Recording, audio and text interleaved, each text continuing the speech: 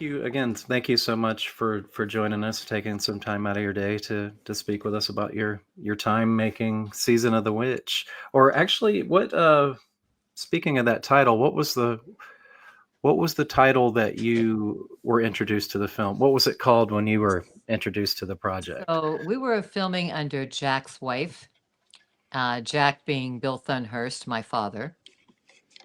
And it wasn't until after we had finished filming and the film was about to be released that they had changed it to Season of the Witch. And I think um, at that moment, there was a lot going on in the world. The book had come out, Sybil, with all the multi-personalities, and there was a lot of witchiness going on in the Hmm. world. And I think that it was probably a good move. I think it got a whole different spin with Season of the Witch than it would have. It would have just been another, dramedy with Jack's wife. Um, so it seemed like a good call to me at the time as well. Not that anybody asked me, but um, I thought it was a good call. What inspired you to pursue acting as a career, and what were maybe some early films that made you want to get into that line of work? I uh, I finished high school really young at 16. I was living in Charleston, West Virginia. I'm an only child, and my parents had a college fund for me, hoping I would be a teacher or a nurse, which is what girls did in the late 60s. That was your options. Neither of those appealed to me, and I really had always wanted to be an actress. Anytime we played um, games as a kid, everybody would get dressed up and somebody would want to be the mom and somebody would want to be the wife, and I would want to be the actress. So um, I left home alone at 16 and went to New York City. And it was a shock. As you can imagine, I had never been there. I didn't know anyone there. And it was 1968. So there was a lot going on in New York in 1968. Um, Sex, drugs, rock and roll pretty much puts it into perspective. Um, and oddly enough, the first morning I was there, I was staying in the Barbizon Hotel for Women, and I went downstairs to a coffee shop, and the waiter said, "Oh my God, where are you from?" Because I had a very Southern accent, which I can do for you if you like. And I said, I'm from Charleston. And he said, "You're going to get killed if you talk like that in New York City." He said, you can't talk like that. You have to learn how to talk like you're from somewhere else. And I said, "Okay." And he said, "This is just the waiter serving me breakfast, mind you." And he said, "What are you here for?" And I said, I'm going to be an actress." And he said, "You can't just come to New York City and be an actress." And I said, "Well, I'm going to try." And he said, "No, you have to be a model. And if you're a model and you're any good at it, somebody will offer you a script to read, and that's how you get to be an actress." Now, again, this is the waiter in a coffee shop on Lexington Avenue.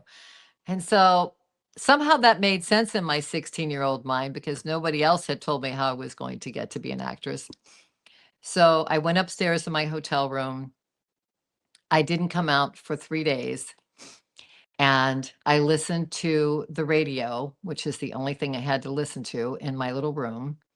And I learned to talk like a New York DJ. And when I left the room on Monday, this is how I sounded. And I went downstairs and said to the waiter, "How do you like me now?" And he said, "How did you do that?" And I said, "I've been listening to the radio for 3 days." So I got rid of my accent and I pursued a modeling career thinking and believing. And at that time, there were a lot of models like Ally McGraw and Cheryl Tiggs and Lauren Hutton who were leaving modeling careers to get into acting. So Sybil Shepherd. So I thought, hey, seems like he knows what he's talking about. So I pursued a modeling career in New York City. I did do commercial work. I did do voiceover work. But I didn't do any actual on film work. And I didn't even read for any scripts other than commercials. I moved to Pittsburgh 2 years later to be with a boyfriend. And I started modeling in Pittsburgh because that's what I knew how to do. It was such an easier arena in Pittsburgh. Like, it just felt like I had fallen into a whole different planet from uh, trying to survive in New York at that age and that time. It was like playing a game instead of real life in my head. And I was making money. I had a, decent career going, and I um, read for a commercial with Leighton Image, and I met Bill Thunhurst, and we ended up doing a commercial together, and we just really clicked. He was a very important mentor to me and really helped kind of guide my career and talk me through a lot of things and just really expanded my world. And we did quite a bit of work together, commercial work. We both did some stuff with Mr. Rogers' Neighborhood, which is where I met Bob Trow, who played Bob Dog on Mr. Rogers' Neighborhood. And this reading came up. It was held at Leighton Image, and I had done quite a bit of work for them. And so Bill had suggested to them, I think he had already been cast by George Romero to play Jack, Jack in the film. And so they called me in, and there was probably 8 or 9, 10 other girls there that were reading for the part. And I don't know why, but I was extremely confident in those days. So I just thought for sure I was going to get the part. And I read, and I did get a call back the next week, and there were only 3 of us reading the second time. And fortunately, I looked a lot like I could be Bill Thunder's daughter, and Jan White. I had, they have blue eyes, I have blue eyes. Bill was very fair and had been a redhead, and so it was kind of more believable. The other 2 girls who were reading would have been a strange match for the 2 of them, a harder match genetically. So I don't know if that's why I got the part or if I was just so darn good they decided they had to hire me. I don't know. But I got the part. And I can't even tell you how excited I was. This is what I'd been waiting for my whole life, was that moment for somebody to say. And it was, it was a pretty good part. It wasn't a walk-in. So I was pretty thrilled. That's how the whole thing started. You mentioned you had done some work, some commercial work with Leighton Image prior to getting the role. So I guess, is it safe to say you were pretty familiar with George and Night of the Living Dead? Had you seen Night of Yes. the Living Dead? Oh, yes. Yes. Okay. Yeah, I was a fan. And I really expected, going in for the read, I was expecting more Night of the Living Dead. I hadn't seen the script before I went in to initially read, and in my head, I thought, wow, I'm going to be in this big horror film. Um, and I was excited about that and picturing it. And then when I got the script, I was like, wow, whole different ball game. This is, completely different. And I think it was such, you know, a wide left for George too. And I think looking back on it, it didn't hit me so much at the time, but I think he was kind of feeling his way through the whole time, because um, I think he had initially seen it as a drama, a family drama, maybe a little more comedic than it ended up being. I think was just his innate nature to um, put a dark spin on things. And I think the film was a little more worthy because he did automatically do that. I think the original script was a little more of a little more comedic and not so dark. And at some point in filming, I began to realize we're taking a turn here. This is getting a little creepy and a little less family drama, you know.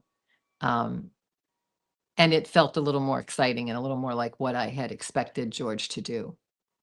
But I don't think that was really in his head initially. I think it kind of developed as we were filming. How about the feminist subtext that was going on? Is that, I mean, to me, that seems strange. A, as a follow up to Night of the Living Dead, and B, it coming sourced from a white male in his early 30s. Did that strike you as strange at all at the time? Or No, it struck me as perfectly appropriate. You know, I had having moved from New York where we were burning our bras and you know, marching in the street. Um, it seemed very appropriate to me, and I had so much respect for him that he was taking that direction. And I again, you know, I was really young. I was 20 at the time, so it I can't say that big picture realizations were on my horizon as they might have been if I'd been 30. But um, as we were filming, I just you know, began to realize that that he was taking that direction more significantly than I realized initially reading the script. And and it felt really important to me. It made the film um, much more worthy to me that, you know, this is something that younger women are going to want to watch and middle-aged women are going to think is great, you know. Um, it changed my perspective of the story that we were doing. And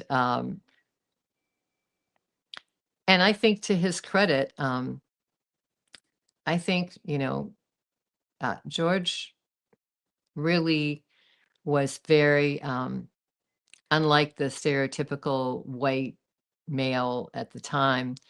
And I think he did really appreciate equality for women and was um, trying to make a point, uh, maybe not driving it too hard. And I also think that in retrospect, I did not think this at the time, but I think that someone may have said to George, knowing what I know now about how Hollywood works a little better than I knew at 20, I think that someone um, in the big scope of things may have said, you know, unless you want to get pigeonholed into this horror thing forever, you might want to go with a more family drama. You might want to go with a more, you know, um, critical things that are happening in the world. I'm just making that up. I don't know if that's true or not, but I know that it did even feel at the time that we were kind of poking around in the dark as we were filming. There would, you know, there would be days when we would film and it would feel like we're making a comedy drama, you know, family drama. And then days when I felt like we're making a political statement. And then days when I felt like, no, we're making an a slightly at the edge scary film. Um, and I think when you watch the movie now, and I have watched it a couple of times in the last 5 to 10 years, um, you see that open up. You know, you see that develop where it's just kind of a family story initially, and then it goes in a little deeper. And I think George was kind of finding his way in a few new directions. And I actually, in retrospect, am happy that I was a part of that. I think it was a significant turn in his career. Let's talk about working with Jan White. There's, you know, she obviously plays Joan, Jack's wife, and whatnot. So, what was it like working with her? Because you guys shared a couple of really good scenes throughout the film, like where you're connecting with your character's connecting with her mom and kind of making her see things a little differently. So share some stories about her. Well, at the time, being so young, I thought Jan was like really old enough to be my mom. Now I realize that's not the case at all. She was so much younger than I was thinking at the time, because she was a very, very highly professional. She was an accomplished New York actress. She wasn't living in Pittsburgh. They brought her in to do the film. And she was very 100% professional, serious, commanded respect. There was no playing around with Jan. She was a very serious player, and I was intimidated by her, and I felt like I needed to really be as adult and as serious as possible at all times around her. And there was a lot of playfulness on set from time to time when it was appropriate. And I probably was not really myself at those times because I was uh, ever aware that Bill Thunhurst was there, who I admired and respected, and Jan White was there, who I was slightly afraid of. Um, Oddly enough, I was more intimidated by Jan White than George Romero. I found him to be, I was very comfortable around him. And Jan, um, I think, knew so much more about being an actress than I ever will. And so she would come in early to set, have her makeup done, and be studying the script and walking through it while she was setting it up in her mind while her makeup was getting done. And I didn't have a makeup artist. I did my own makeup.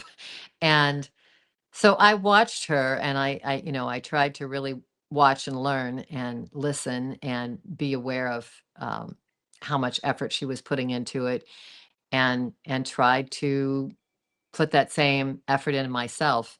So I took the whole thing extremely seriously, and I think she was a great. I couldn't have had a better person as a first, um, first time introduction to a pretty major part in a film. I feel really fortunate that she was the person I was working with. We're big fans of Ray Lane. Can you talk about working with Ray, what he was like? That's interesting. um, I didn't.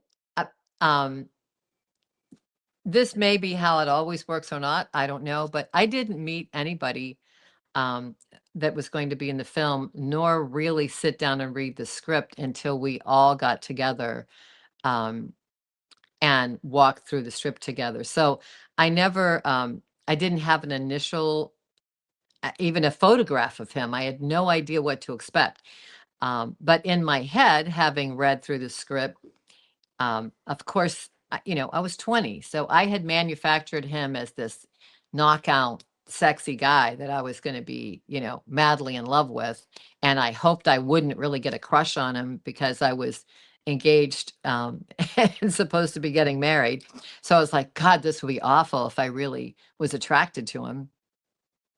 But when I met him, I wasn't really attracted to him at all. I just was like, really, this is like the best looking guy they could find for this part. He wasn't my ideal of somebody that I would have been like throwing my life away for at that moment. And he did not relate well to me at all. I'm sure he was significantly older than me at the time, and definitely not in a 20-year-old mindset. And he did not relate to me. We had no conversations on set, no trying to get to know each other. No, we literally read the script together, we filmed, and that was it. he was the most detached person in the film to me. I mean, I think I just was not his cup of tea. He wasn't mine. And I wish I could say we had such a great rapport, but um, I did not look forward to the days filming with him because, you know, it was supposed to be in the film, I was supposed to be super attracted to him and ready to, you know, completely violate everything my parents had taught me and be with him. And I wasn't feeling it. So it's interesting that, you know, to a lot of people, he has a whole different image than he had to me. But he was the consummate professional. He, you know, I don't mean to sound that he was rude but he had zero interest in getting to know me or trying to develop character between us. Um, so needless to say, I didn't have to worry at all about having a crush on him. I couldn't, I couldn't wait to have the scene end. And Well, the funny thing is, um, all of the like, you know, there's a scene where we're supposedly having sex and she hears us and um, I went into the studio in a sound booth alone and taped that. So so we were never even in the same room together when you're hearing that. Which at the time I thought was hilarious. I still think it's hilarious when I hear it.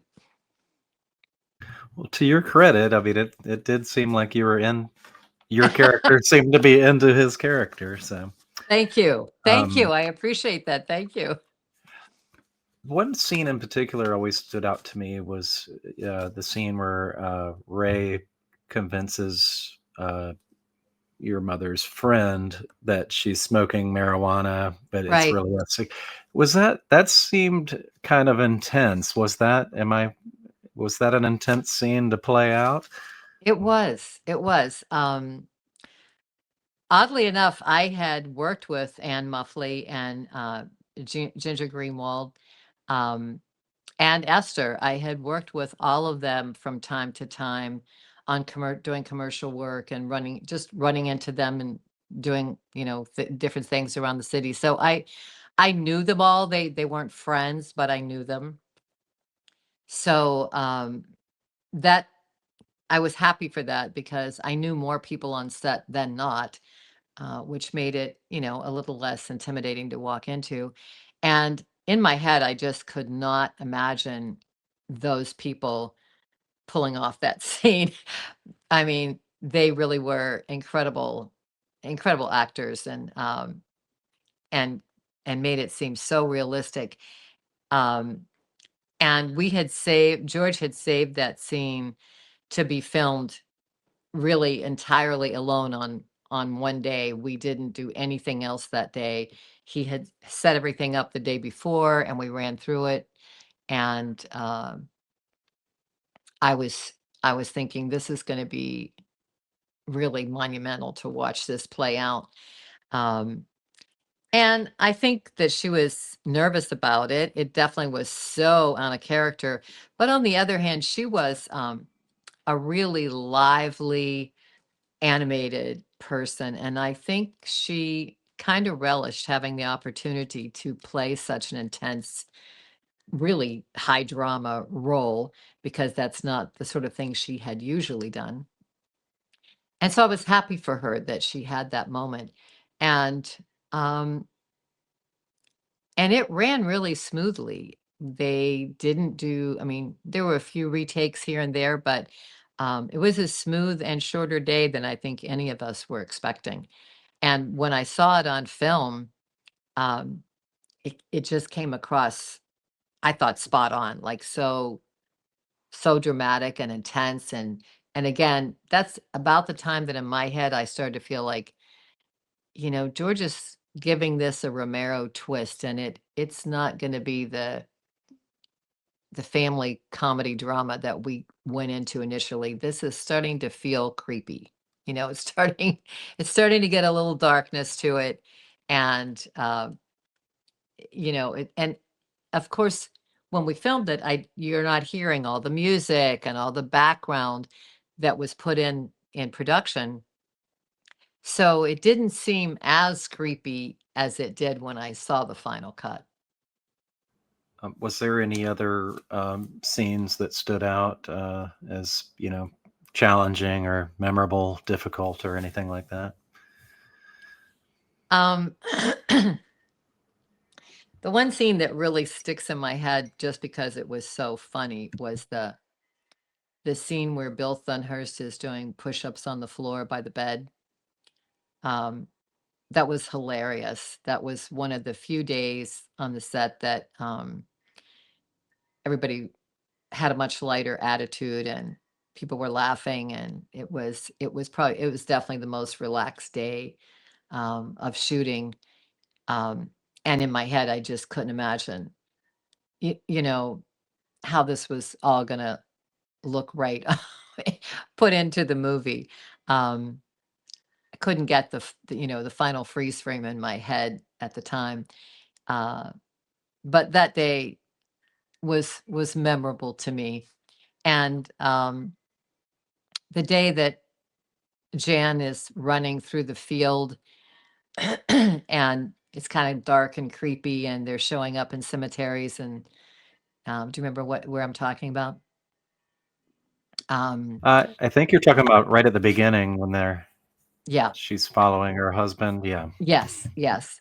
We didn't shoot that. Of course, you don't shoot in sequence. So that was actually one of the last things we filmed.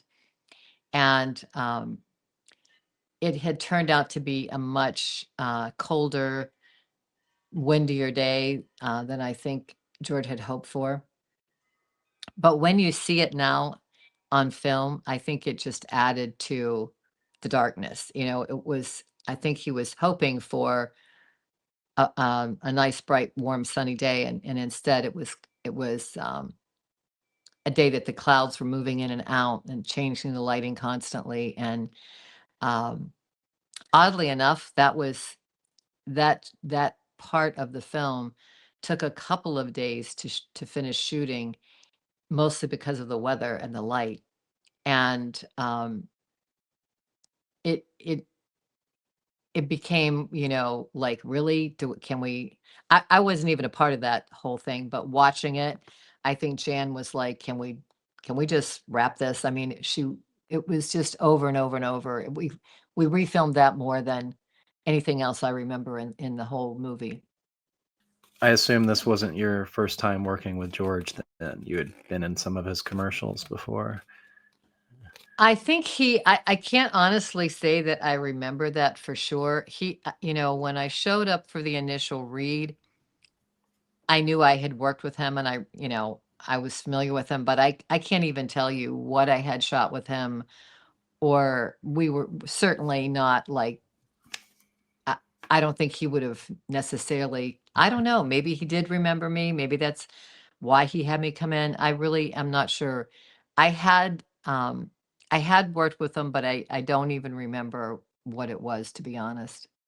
Working with him on the film, what can you say about his directing style or his interactions with you and the rest of the cast, between takes or whatnot? Like, kind of, what was he like? He was really serious. He was kind, very direct, really a no bullshit kind of guy. And at that time, late 60s, early 70s, there was a lot of bullshit going on, and a lot of people who did the work hard, play hard thing very earnestly. And George was not like that. He, there was no, nothing going on set that would have been very common for that period of time. Drugs, no loud music blaring, not cocktails being passed around, whatever. He was pretty s- straight and traditional, and I felt really comfortable with that.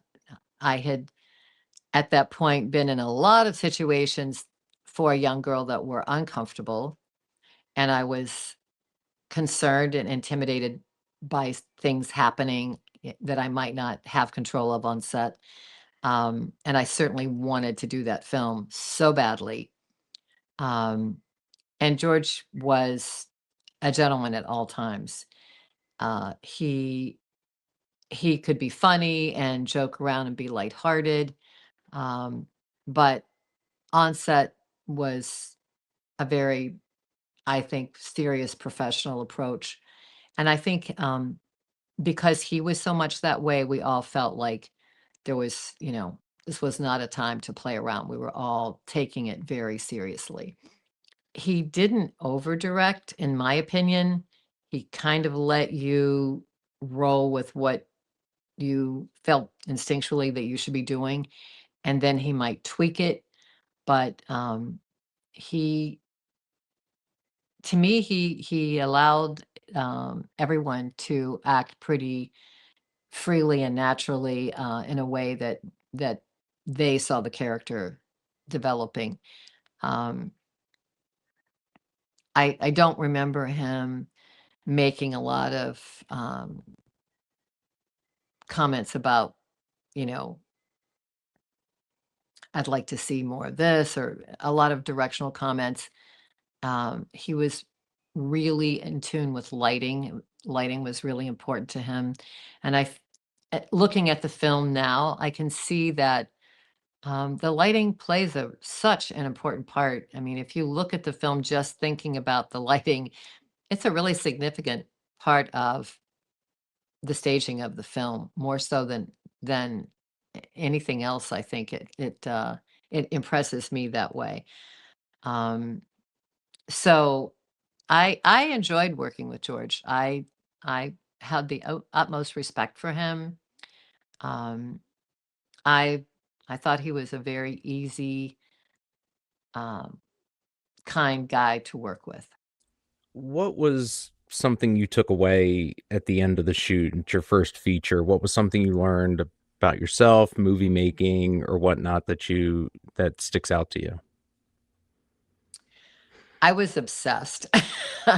I loved it. Um, I I thought it was gonna be the open door to a big career. I was so excited. Um, I was so grateful for the opportunity. I thought I was incredibly lucky to have gotten it in the first place. It I was on cloud 9. I can't tell you, how happy I was, how thrilled I was. Um, I was really starstruck, with George and, uh, the whole the whole concept. Um, and I was, I think I was pleased with myself that I had, um, I think, done the job that George was expecting. He was never critical of me, and he didn't leave much of my scenes on the floor. So I think he was happy with how I developed the character. Um, he was not a person who did a lot of praise, so I can't say, he told me that, but I feel like um, it would have been clear to me if he hadn't been unhappy. Let's put it that way. And I was happy with myself that I was able to work with a group of such professional people way beyond my experience in life, period, much less in acting. And I don't think that on set I came across as like, you know, um, the stupid young kid that everybody was putting up with. I felt a camaraderie with people on set, and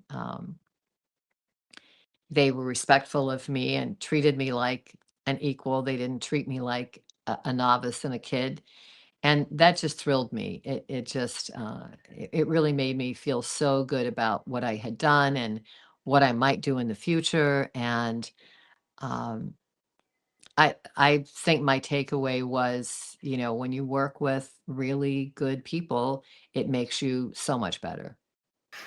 The film was made at a time where George was kind of at a professional crossroads where he's about to leave one set of partners, move on to a new production team. Is that anything that you could detect at the time? Definitely. There was definitely a tension at the time. I in the moment, I couldn't have told you where that tension came from, and being a child of a family where there was always tension and anxiety, I, of course, initially every day thought it's me. I'm making him nervous or something, but it became obvious that there was some background going on, bits and pieces of conversation I would hear when we weren't filming and on a break, and it was obvious that George was strained and perhaps not his usual self. And I think he was tense, and I think that he was, as I had said earlier, I think he was always wondering as he was shooting that movie, do I really want to go in this direction, or that dark side just kept creeping in, and I think it's to his credit that was where his heart really was. That's what he did best. That's what he knew best. That's what he was most comfortable with. And I think it made Season of the Witch a better film than it could have been if he had really filmed it and played it the way he initially was thinking he would. I'm curious about the years that followed the production. It had kind of a scattered release. Didn't end up becoming a big movie, and I think they re-released it around the late 70s to go along with the release of Dawn of the Dead. Talk about that a little bit. Was that anything that you were involved in or following, or? It was strange. It was really strange. When it ended, I think we all felt like, this is going to be George's next big movie. This is going to be, a really major thing. I don't think we thought it was going to be a, award-winning major blockbuster, but we thought, it was going to be another star for Romero. And it just kind of fizzled and crashed. We had a showing. The excitement was high. The news people all showed up. It was all over the news. It was a great opening. And then it never really got, it was so long before it was actually released to the public. We saw it on screen, and it had, it was done, but we kept waiting for it to actually come out in the theater. And it just seemed like a really long time and a slow start, to the point that I was convinced it wasn't even gonna, like, something happened and it's not ever gonna be shown. Um, and then like you said, years later, um, there's a big fuss and it comes back out, and I got much more, much more cred when it at later release than I did initially. It was like it was always gonna happen, gonna happen, gonna happen, and it was not the culmination that we had all expected. Disappointing, very disappointing. And then I guess in the 80s, it trickled out on home video. But then I guess was in the last, I don't know, 7-8 years or so, it had a very amazing restoration done. This was Arrow Films, correct, Matt? Yeah. Yes. That really put a polish. I mean, we're longtime, we're fans of it, but until recently, hasn't really had the release that it deserved. I agree. What were your thoughts on that? And I mean, to me, it was like night and day. Now it looks as amazing as his other films now. I agree. I hadn't seen it. I hadn't looked at it in many, many years. And a local theater here in Pittsburgh had a big opening night of it, and invited me, actually contacted me and invited me and had me speak beforehand, and had Suzanne there and speaking. And it looked so, like, I was like, wow, I'm actually prouder of this than I remember. It was a good night. I went with friends. It was a really nice night and felt like a happier ending than it had seemed like many years before that. When you were watching it on screen and your friends, did it feel different with as much time that had passed since you made it? Did it? Oh, so different. So, so different. So, I mean, yeah, it's such a strange feeling um, to watch your so much younger self and have flashbacks of like, wow, I could still feel myself in that body and how I felt that day. And it seemed so, so long ago. What about the reception from like your friends? Had they seen it before? Was it?